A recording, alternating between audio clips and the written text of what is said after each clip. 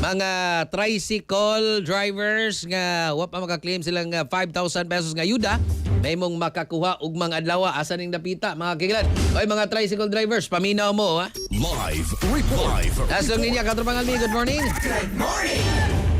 Madawatan na sa mga tricycle driver nga wala pa makadawat sa ilang ayuda ang pinansyal nga tabang ugma Abril 27 sumala sa Department of Social Welfare and Development sa Central Visayas kung DSWD7 ang mga payout gitumong alang sa mga benepisyaryo na napakya sa pag-claim sa ilang ayuda sa mga miaging distribusyon ubos sa Cash Relief Assistance kung CRA program sa gobyerno.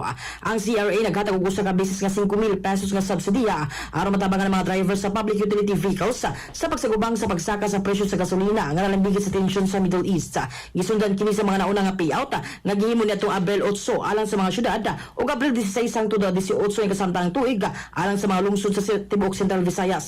Sa datos hangtod Abril 21 mikabat na sa 32,126 ka mga tricycle drivers sa Cebu ug Bohol ang nakadawat sa ayuda nga equivalent sa 93.67% nga completion rate. Apan adunay 2,172 ka mga driver gikan sa target nga 34,278 ka mga benepisyaryo ang wala pa makadawat og gilauman nga matabangan sa payout karong Abril 27.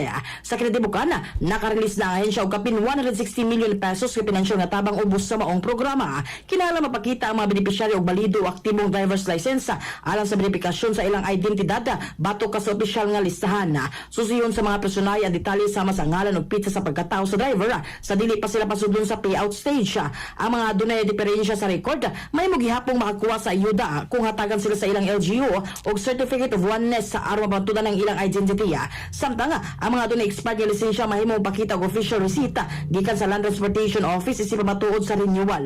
Gikinahanglan usab og personal nga kuhaon sa benepisyaryo ang ayuda tungod kay dili tugutan ang authorization letters. Mga katropa, alang sa pabahimsog sa panlawas, inumong sa Phone Plus Gold alang sa nagkahigusang Pilipino para sa Pilipinas. Sa kininyong katropa, Almi Mata, XFM News. Live report.